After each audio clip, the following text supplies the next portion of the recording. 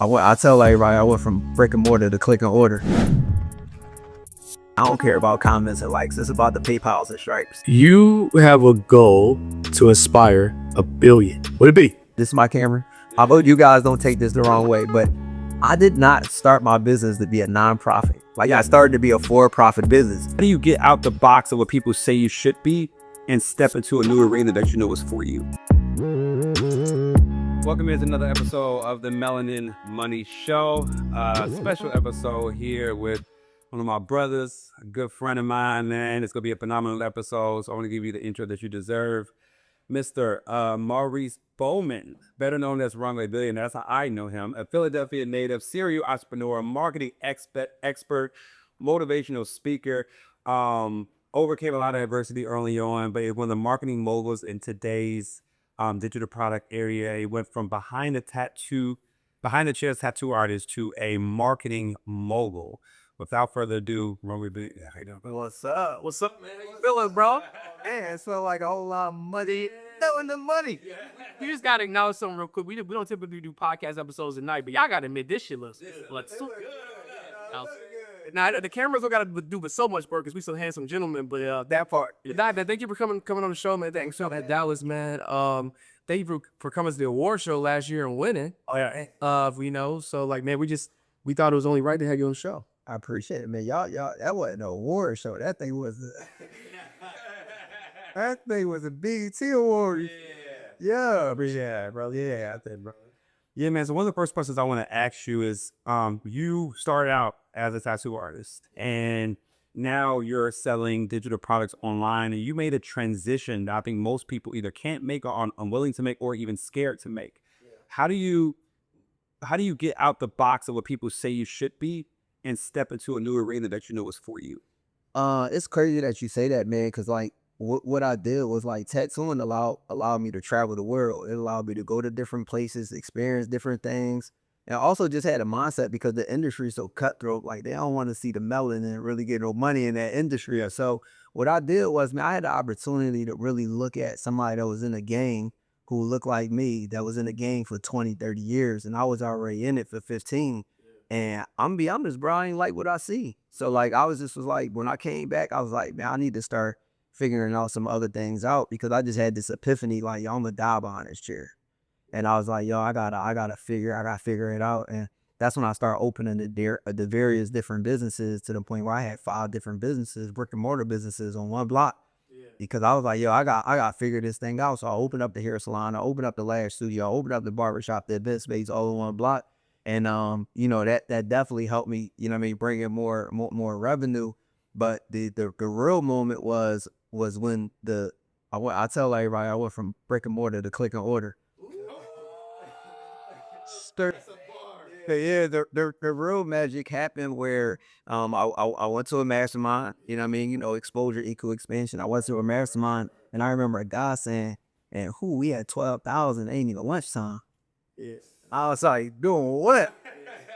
You know what I mean? And he was in the Amazon space. And then I had a couple friends that was doing webinars and stuff like that. And I was like, man, I definitely could do this. Yeah. So what I did was I took that information. The first thing that I always take information, I bring it back to the own base, right? So I brought it back to my girl at the time, and I was like, yo, we need to turn this to a webinar, because we had females for her lash business that was already coming to like classes. In person. Oh man, we had it sold out. They coming from LA, they coming from DC. They like, yo, can you come here? Like, we was thinking about taking on the road.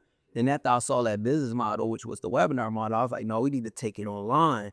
And she forked me for a minute. No, it's not gonna work. This is that.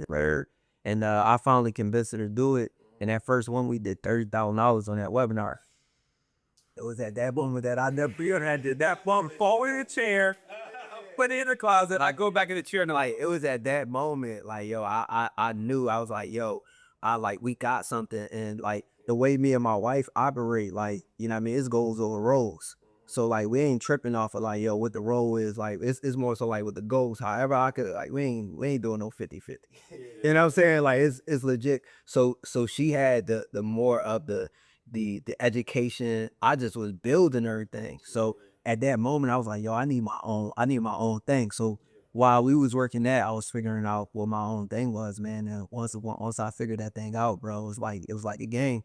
And also what I realized, like I was doing marketing the whole time. Cause I opened up these 5 businesses, I was not getting butts and seats.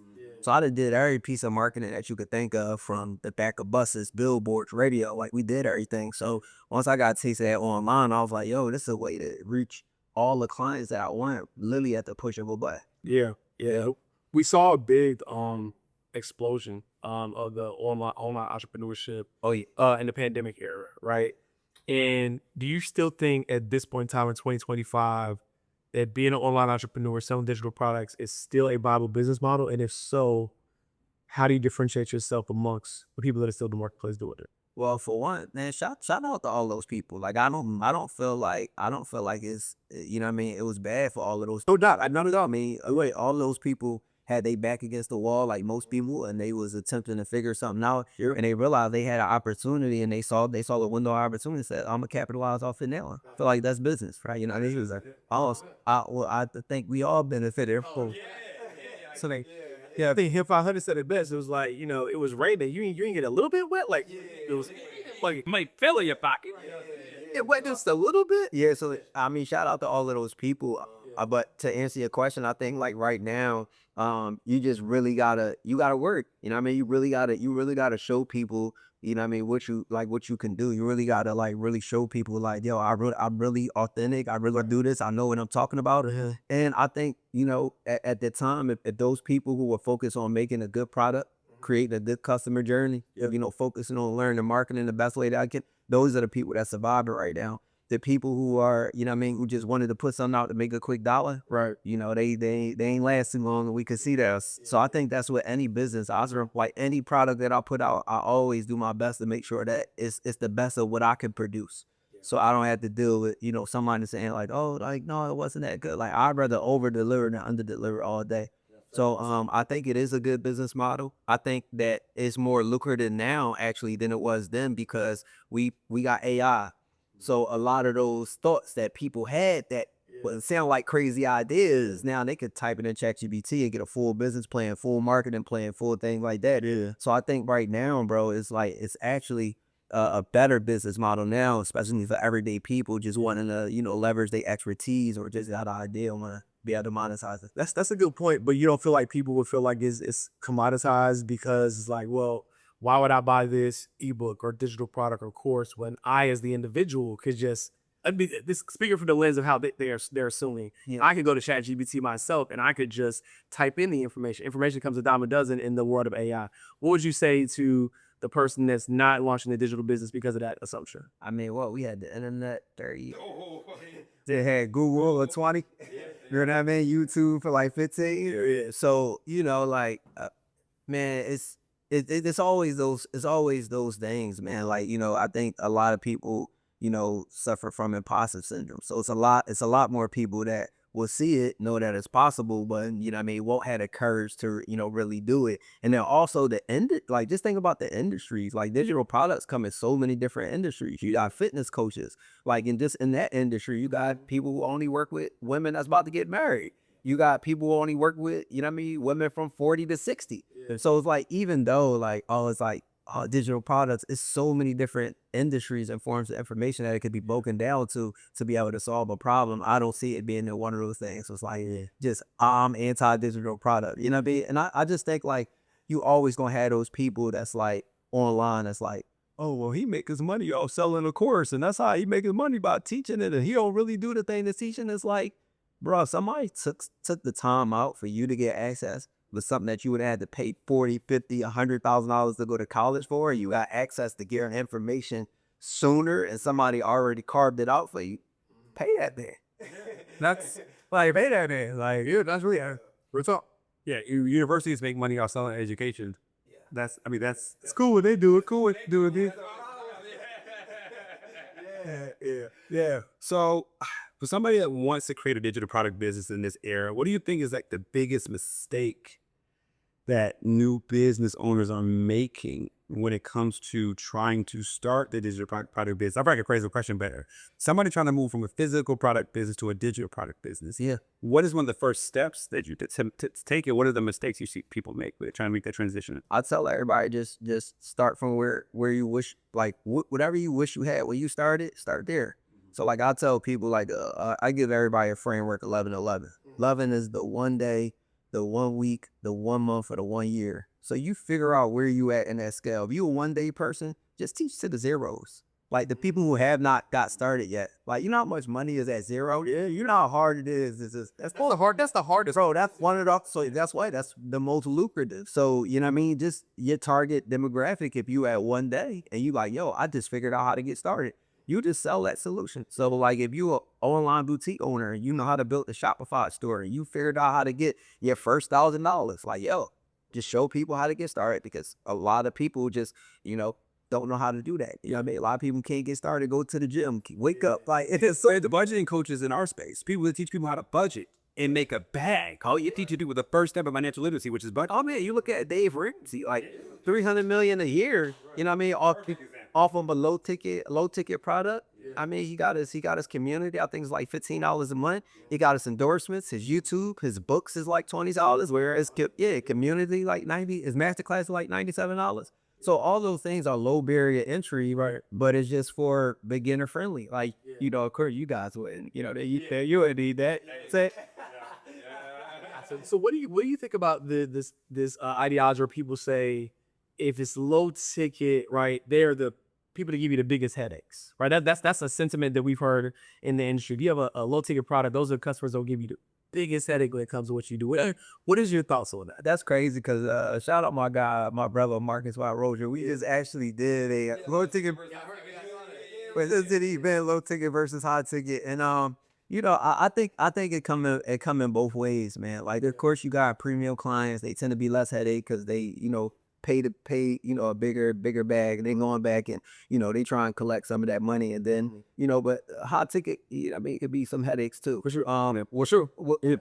What I tend to say is, like, all of those frustrations that you feel like somebody would have, why not just build out a solution for it so you don't have to deal with it in the first place? And that's why I say over deliver with your product. If I got frequently asked questions, I didn't deliver this. Like, how much energy do it take for you to resend somebody email for a digital product that I got? Like, so a lot of these things where it's like headaches, you gotta get a client, I mean, some type of slack, because they don't know no better. Like, if they knew better, then what I mean, and they saw you online, it was like, hey, I chose you. So I think it's also the thing is just just being a good person to say, yo, I want my customer service to be just as good as my product. If I want it to be served, how do I build out a journey, or how I build out these SOPs to when this happens, I need this to happen. And then you just go hire a virtual assistant, fulfill all those things. You get what I'm saying? So that's how I feel about it. Low ticket has been like really, really, really, really good for me. It's actually the foundation of my business. We do very, very well off low ticket. We have been doing for a long time. I don't think that I'm going to ever stop with it, because my principles in my business is to help those who don't have the opportunities and get them quality information without spending a big bag. Yes, we do have higher tier programs, but if I could get you in the game and I could just help you make $10,000, I know, like, that changes the trajectory of most households. You know what I mean? Like, you ain't able to break. So if I could just get you a result, like, that's big. Yeah, I think the other benefits to it too is you give the client, customer, whatever you want to call it, an opportunity to grow with you, to increase the lifetime value For sure. of that client, right? They starting at 10K. It's like there might not be that much more room to go, but they starting at, I got a $97 product, and then I solved that problem. Yeah. And I go to $297, then I go to you weigh 500. Like, you can increase your lifetime value of the customer. I think that's one underlooked aspect of getting people in the door. Just thinking more long term, right? Yes, I'm only getting 97 today. And like, if I'm planning to be a business for a long time, and I know I can keep solving problems for a long time, I can continue to solve that problem as they continue to grow. Yeah, just like Netflix. Hey, like you ain't missing that money that's coming out your account up in Netflix, but let it not be no movies on there.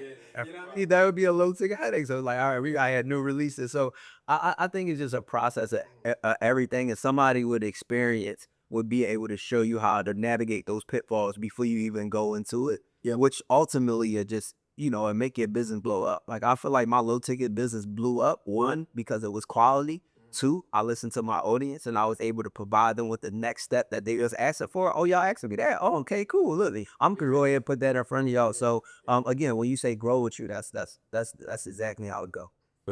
Yeah, I think it's very important because so many entrepreneurs focus on how to make the sale, but not a lot of entrepreneurs focus on how to deliver the product and how to get the customer the best experience. Like we always, people want to either talk about the screenshots of how much money they make, but nobody talks about what's your client's time to first win. Some people don't even know what that means. Like, you know what I'm saying? And that like, so I think it's just very important as entrepreneurs that we care more equally about fulfillment and service as we do about the purchase. Yeah. And if we do that, we'll be in business, Yeah, I tell all my clients just build it backwards. Build your fulfillment first, then build the product. Yeah. Here you are confidence to sell because you didn't deliver on the problems. 1000%. Like I already know, like when you come through, it's gonna be like this, this, and this, and I built my product like that. So now I got fulfillment, I got customer journey, I got a product that takes them all the way through. Yeah, and it's done. I think another misconception about low ticket people don't realize is that like, well, high ticket typically is high ticket because it's high touch, right? So it's like, you have a skill, you're providing a service for someone, that's pretty much it. But when it comes to low ticket, there's systems, there's automations, there's processes. And so can you speak to some of the key systems that someone must have or should have if they want to have a scalable or low ticket digital product business? Yeah, if you want to have a scalable low ticket business, you definitely need order bumps, you need upsells, you need downsells. Yeah. Let's for the benefit of the audience who's just their first time. Let's break down what those. Yeah. All right. So I'll give everybody my framework just because I'm generous. Let's start so separately, generally say, "God, show us some love." Exactly. So what I like to do is I don't just like to sell an ebook. I think that's one of the worst things that you could do because it only gives you one format to sell. And I know most people, they ain't about to read after a certain amount of pages. It gotta be good. And the only books that I ever read was that good. That was like, true to the game, Harry Potter, you know what I'm saying? Like books that we use in school. So, so I say that to say like, what I like to do is I like to do a combination of an ebook that's like a guide. And then I like to do a video version of it. So that way I got more touch points. They could see me, they could hear me. So now it's like a bundle. So I automatically add more value from the rip. And all I do, the guide or the ebook that I make, for all of the chapters in it, I just go make videos to it. So I'm naturally just going to expand. So when I do my magic price of $27, they're like, dang, I'm getting videos, which they could listen to in a car. They could watch on their phone. They could log in. They could log out like a portal. Right. And they could have the digital download that they could go read. And if they never read the digital download, the one thing that I did is they saw me, right? They listened to me. They got indoctrinated 2 ways. So now what it does is it gets them used to seeing me, right? So now they're like, oh, the trust goes up opposed to them just reading something, right? I'm touching more senses. Then I add an order bump to that sale. Order bump is like you being in Walmart. We ain't never go to Walmart for one thing. Right. So if that was plan to go to Walmart, that one. Nobody ever made it out alive. You know what I mean? So you get the checkout. You got what you need, and then you got those things to right into your left. The candies, the chips, the sodas. Those are order bumps, impulse buys. Like what could go good? Like Carter, I'll use you for example. If you were showing entrepreneurs who make over $100,000 basically how to save on taxes, that would be let's just say 100K saving blueprint, right?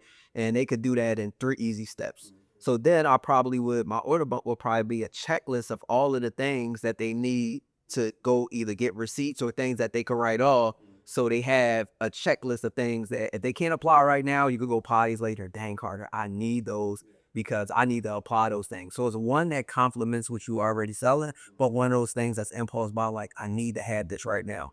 So the average price for that is like $10 to $17. So now you got an average price of like $44 just on front end sales. Right. Then you take them to an upsell. Upsell is just like, hey, my wallet's already open, I already paid. You take them to another page, and from that page, they go buy something like a mini training, just the upgraded version of what they already bought. So I use you as an example. This might be how to start employing yourself, right? How to go from LLC to S corp. You know what I mean? But Very depth, I guess. He basically explained my funnel to them.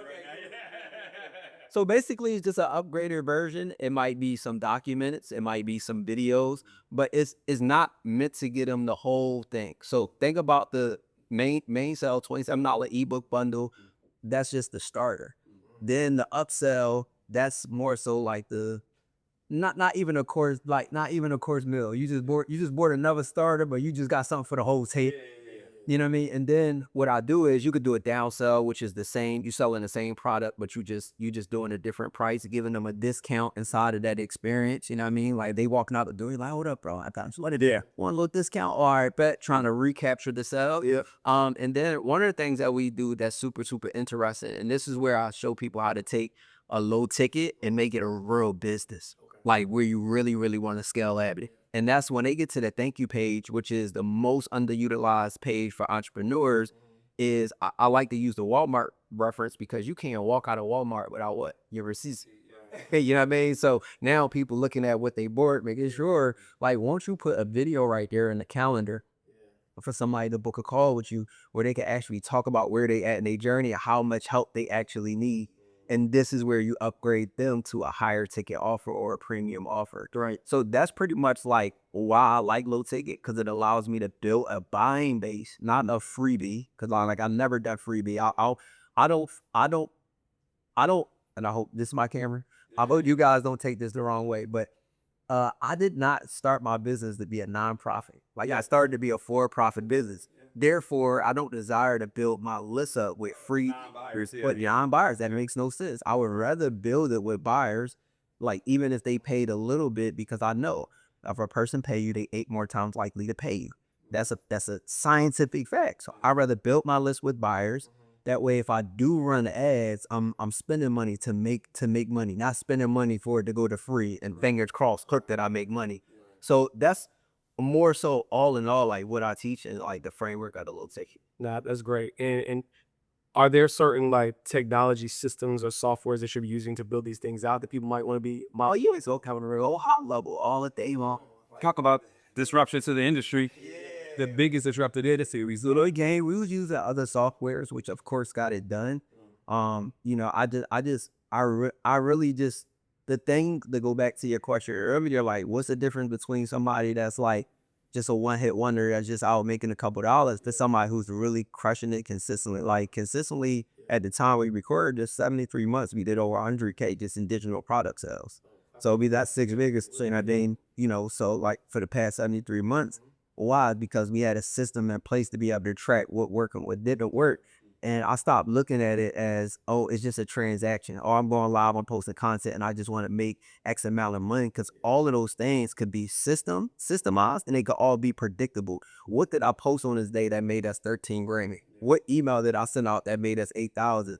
So I stopped looking at it as, as a Stripe account, and I started looking at it as, dang, like what are the levers that we moving in the business, whether it's email, whether it's text, content, like what are we moving to make sure that we hit consistent revenue?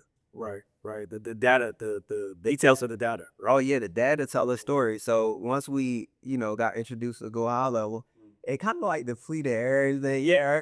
I don't need that software. I need that. I don't need Well, there I could just do everything in one system. Yeah, it became an all-in-one software, and no lie, y'all. Like when I went from this software and this software, Yeah. and we went to one software, and I had my team integrated, my revenue 3x, like literally. And I was like, why didn't I been do this? Like why didn't I been do this? Like where has this been all my life? Right. There. Yeah. Look. Yeah. So I believe in this quote: low ticket plus low audience equals low income. Right. So low ticket is amazing. Yeah, I think you need to have you need to know how to market in order to have a successful low ticket business. For sure. So how did you get so great at marketing? Number one. Yeah. And what are some key marketing strategies that our listeners today can use to grow their business? Because they say low ticket and the audience, they got a problem. Yeah. I think that's one of the good things about ads. I think a lot of people look at ads, it's like, oh, I don't got a big following, I can't run ads. Well, like Facebook, Instagram, TikTok, YouTube, like they all can be an employee. You can hire them. Yeah. Right? Like if you're not paying them, then you just spending time on a platform and you working for them.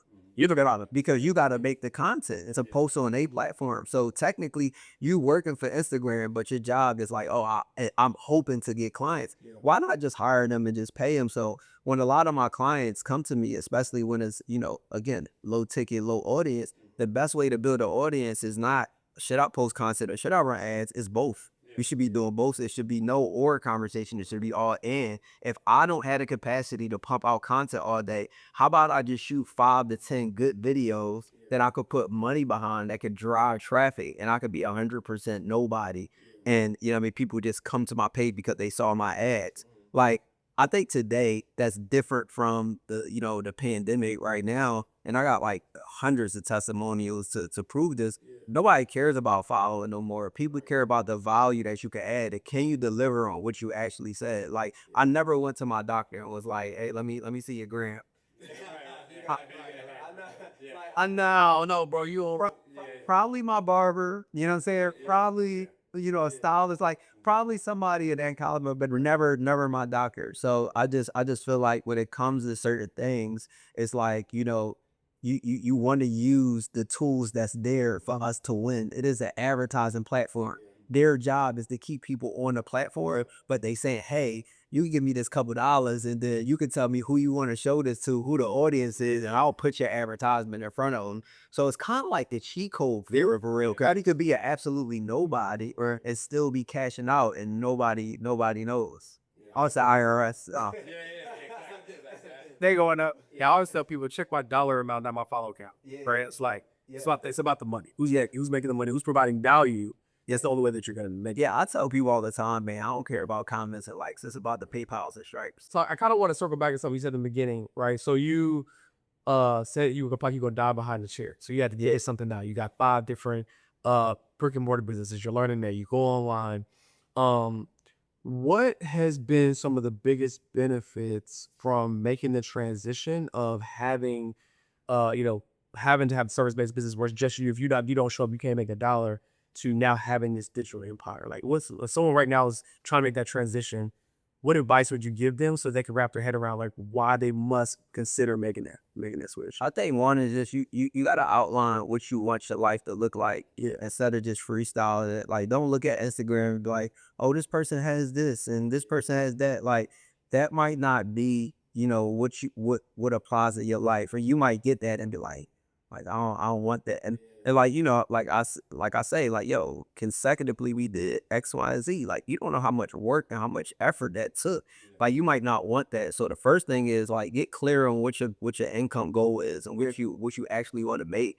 And just get clear on like how much work you actually want to put in. I think that'll outline a lot of the stuff for somebody, and it'll also help you keep your morals and principles intact. Cause I was like, yo, I want to do $1 million in a month. I'm seeing people do $1 million all out, and I did it, and it was one of the worst months of my life. You know what I mean? Like, personally, and I mean professionally, I'm like, shoot, little black boy from the hood. Yeah, like, it felt good.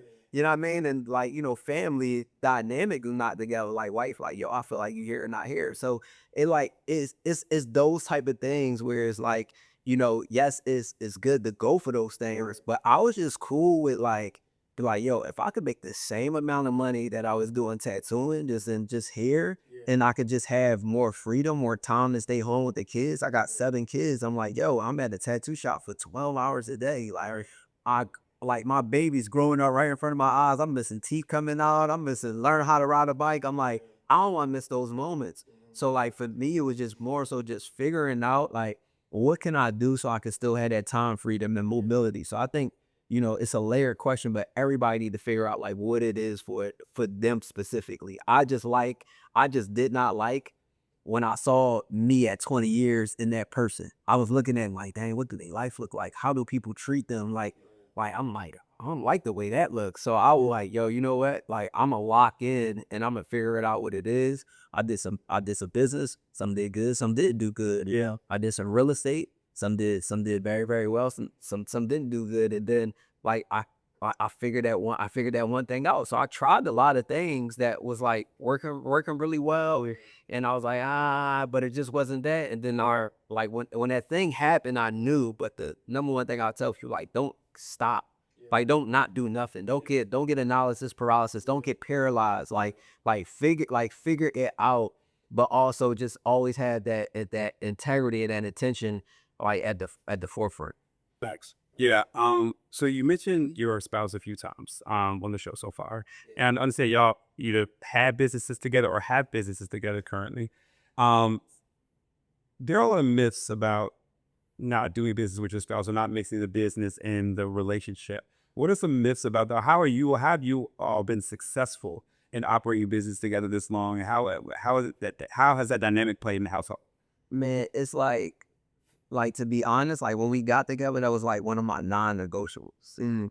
Really? Like, yeah, like I like that was like I was like, yo, like if we can't build nothing, then like we can't build nothing. Right. You know what I mean? Like what are we doing? If we not building something, then like we existing with each other, we high fiving in the hallway, high fiving in the bedroom, and like you know what I'm saying? So I was like super intentional. I was like, yo, like this thing don't turn off at night. It's always going. So like I need you to understand that. I'm not saying that it's going to be like, you know, I'm gonna be an a-hole about it, but I don't know how to turn this off. I got big goals, I got big ambition, I got stuff that I want to do, stuff that I want to build. Like I just need to know if you with me or not. And she was down, bro. And to be honest, like the moment that, because I had other girlfriends, of course, you know what I mean? And like, but the moment that she got on board and the moment that I set those intentions, like that guideline, like, bro, that's when the business started to, like, that's when the business started to do what it did. Like, yes, I had all these businesses going, but like, my wife, like, yo, what you need me to pick up? What you need me to order? What you need me to do? Like, just being there you know what I mean? Every step of the way, that's going to allow it to happen. And then again, when we made that money, it was like, from her saying, all right, you know what I mean? I'm all right, I'm gonna do it. I'm gonna do it. Oh, you know what I mean? I'm gonna do it. So like for us, like it helped us. And again, like I said, our thing is goals, not roles. So it's like we feel like it's nothing above us and nothing under us that I won't do. You know what I mean? So it definitely helped. And I think anybody who has a relationship, it has to be mandatory. Like if you look at Aristotle, like that's the bro. Look at how his wife is in his business. Like you look at the real successful people, like bro, they women always got some inner workings in the business, you know what I mean, and make it happen. And then also it might not be that your lady is working in the business with you. It might just be she's providing a space for you to be able to do what you need to do so you can focus on the things that Right. that's important as well. Let's go down the household, a whole nother how go down these other things. It gives you the space. Oh man, Yeah. Like I just cheer you on, right? Like I said, so listen to Hamosi podcast, and he was talking about as men, especially high level entrepreneur men, like we give all we can to the business. So we see working as like showing love because if I do this work, yeah, it gets us money. I get money, I take care of all of us. So me working is my love language to you. yeah. Right. And so you come into the office and seeing me be like, hey babe, here's the coffee. I'm proud of you. Like how far does that go? Right. You know what I'm saying? And it go back to like, you know, when we did $1 million in a month and she came into the office, bro, like picture this. I hit $1 million. It's like 4 minutes left until 12 o'clock going into the first. I'm looking at the computer and I'm like, yo, like stripes still going off, be over $1 million. And I'm like, bro, I really just did this. Like I said this like 2 months ago and I really just did this. And then like 2 minutes before 12 o'clock, step. She come downstairs and she like, yo, like I feel like you here, but you're not here. But I'm like, that's like the ultimate. I'm doing all this for us, but again, my fault because I woke up one day, it was like, oh yeah, I want to do $1 million in a month. Like it wasn't no communicating like this thing. I'm out to lock in. I'm right to do that. So that was my fault. But it still feel like a blow to your soul because it's like, dang, like at the end of the day, like you said, making the money to like do all of this. And all of those things was happening. Like, like, babe, you ain't eat all day, huh? Cook.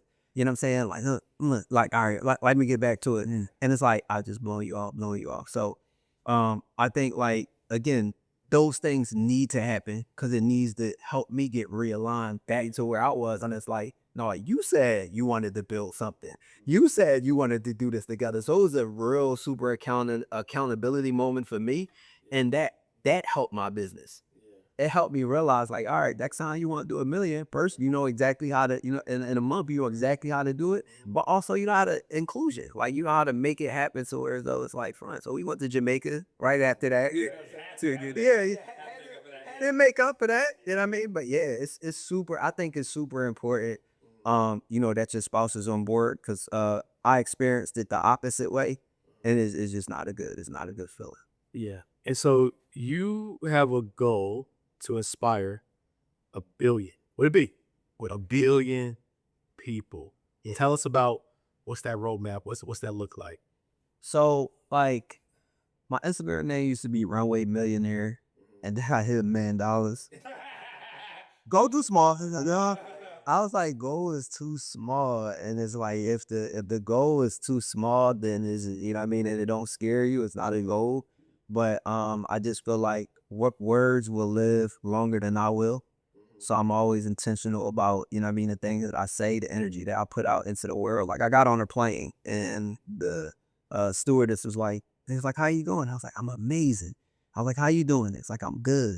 And I was like, just good? Like your response should never be just good. Like you're the stewardess. I'm getting on the plane. You're right. I don't feel comfortable. You should be happy. I just like you should feel absolutely fantastic. So I just carry that motto on, and I attempt to make it as infectious as possible everywhere that I go. Because Tupac said, like, I probably can't change the world, but I could spark. I could make that initial spark. So that's really what it's all about, is making sure that my time here, with the connections and the people that I touch, with the content that I create, that it far outlives me, that it inspires people to do things beyond their what they think they could do. Facts. Yeah, facts. Love that. So AI is all the craze, right? AI is here. Should we be scared of it? At least from a digital product business standpoint, should we be scared of it or should we embrace it? And how, if embrace it, how do we do so to make our business grow? We should be very scared of it. Okay. I'm gonna tell you why. Okay. Fuck something. It's so damn easy. Yeah. It's so damn easy that it's scary. But here's the thing, like we've been using it already. We had Siri on our phone for how long? Alexa, play Dollar the Money. Like, you know what I'm saying? We done had it for so long, so we already been interacting with AI. So I think that the thing right now is that people are treating it like it's a new thing because seeing it from a different lens. And of course, with it's always two sides to a coin. So I think that the thing that always get highlighted is the negative side. One of the things that I think that more businesses in the next 18 months is going to their value is going to be, we're going to see more billion-dollar companies in the next 18 months powered by AI, just because it allows people to move faster, have low overhead. Scale do these. We have to Like it's just going to be crazy. And as far as the digital products, like ideation becomes seconds and not months, right? Like just think about like all of your years of experience, as a tax advisor, tax professional, and all of those things that you guys do. It could go into a 5-minute voice note, you know what I mean? Or it can watch all the Melanin Money podcasts, and like it's just so many things that it could do in the everyday. I think that people should be embracing it like they should be embracing it like more than ever, and asking themselves, what can I do to automate? Like literally, y'all could go in ChatGPT right now and say, if you use it, say everything that I wrote across all of my sessions, what are some of the things that I could automate? And like literally, you'll have a laundry list of like, hey, you can automate your laundry, you can automate this, you can automate that, you can automate certain tasks. Like you'll have a list of AI being able to automate 90% of the things, right? But here's the thing, you still got to do it. Like why would you be scared of it if 90% of the stuff in your life could be automated by AI that can save you costs, or make you more effective, save you time, and make you more money? Yeah, that's facts. And so when you think about your business in particular, in what ways are you going to be leveraging AI to transform what you do specifically? That's a very good question. So I'm gonna be leveraging it on, which we already have started doing. I'm leveraging it inside of my business, one, to help my team members be more effective, making it mandatory that they use AI. Like, why are we doing manual? So like, like my VAs, okay, I could say, all right, I'm paying my VA $5, $7 an hour, $8 an hour. Okay, cool. If I can make my VA, which I'm already saving 20% cost on an American employee, if I can make them use AI and I can make them 30-20% more productive, my cost per dollar per hour goes a longer way there. So what happens when my company of 17 virtual assistants right now is all using AI, graphic designers, automation specialists, project managers.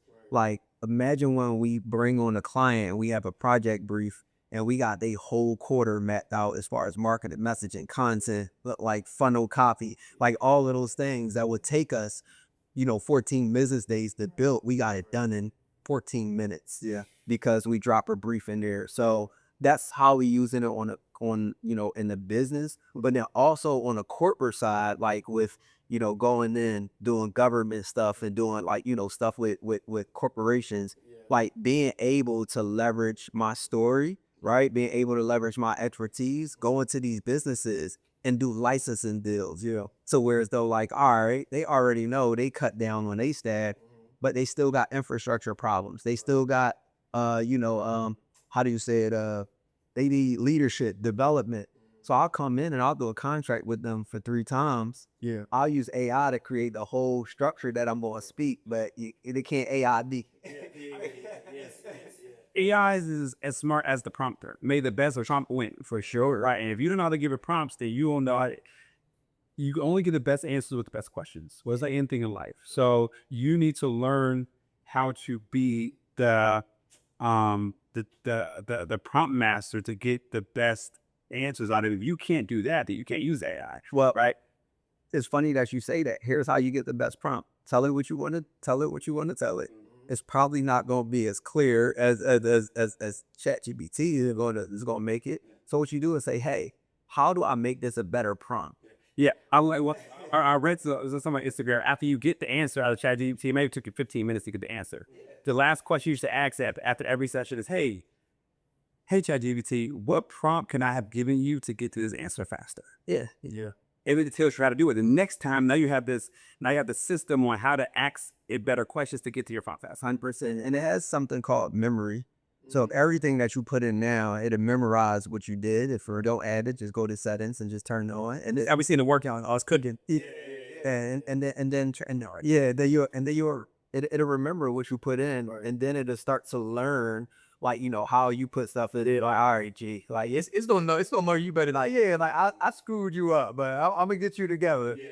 And then you just start adding like little sessions. So when you have, you got an idea GPT, and then you got a prompt GPT, and then you had these little things, email GPT. You start taking these things once you put enough information in it, and then you just start making it your own little G agent, a Carter agent, Runway agent, and then now you could go in there and just drop what you need, and you get it back a lot faster. And to your point, I think this is one of those gold rushes that, like, yeah, ChatGPT is here, but like the adoption is still low. We're hearing about it because we're in the ecosystem, an echo chamber where people were smart and like and adopted, but there's still so many people that aren't. And the thing I want people to understand is, like, when you have these opportunities, right? This is one of those opportunities where you see it and you maximize it, right? Because by the time AI can disrupt everything, you make so much money. It don't even matter. Yeah, right.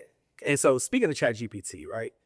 Let's imagine that it's your own personal GPT, right? And it's like, okay, if you had to distill it down to 3 things, right? All the experiences, all the knowledge that you learned in business, but you can only share 3 things with somebody so they would put in the prompt to ask you, what would you share with them about how to build a multi-million-dollar digital product business? If you can only distill it down to 3 things. For one, I would tell him to ask ChatGPT now.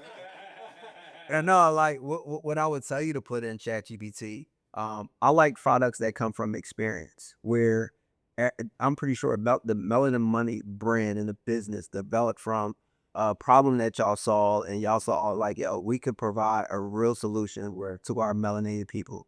And that's how I'm pretty sure it was birthed. If not, if y'all couldn't solve a problem, y'all would have been like, well, I'm just doing my thing. I'm just doing my day. So what I would do is I would go in ChatGPT. I would tell it to say, hey, this is my experience. this is what I'm, this is my knowledge base. This is what I have to offer. I need you to ask me any questions that you need to help me come up with a business that I could start as a digital product. Then it's gonna ask you about 20. It's gonna ask you about 20 questions, Right. or more. And it's probably gonna ask you like, hey, what's the name of your business? What's the age group? And then what I would do from there, I would then ask it to go and create me a marketing plan on Instagram, Facebook, YouTube, and TikTok, all platforms, because I might as well just get it all while I'm out there for the next 6 months. And the reason why I say the next 6 months is because that's going to be 2 quarters. So what you will do is you'll start breaking it down month by month, and you'll know like, all right, this worked last month, this didn't work this month.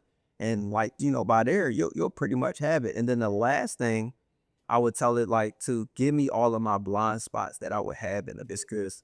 So that way you can have like all of the ways that like, all right, I got all the ways that I'm gonna make money, but let me see all of the holes in my boat that I might run into where I might have an opportunity to make money or I might lose money.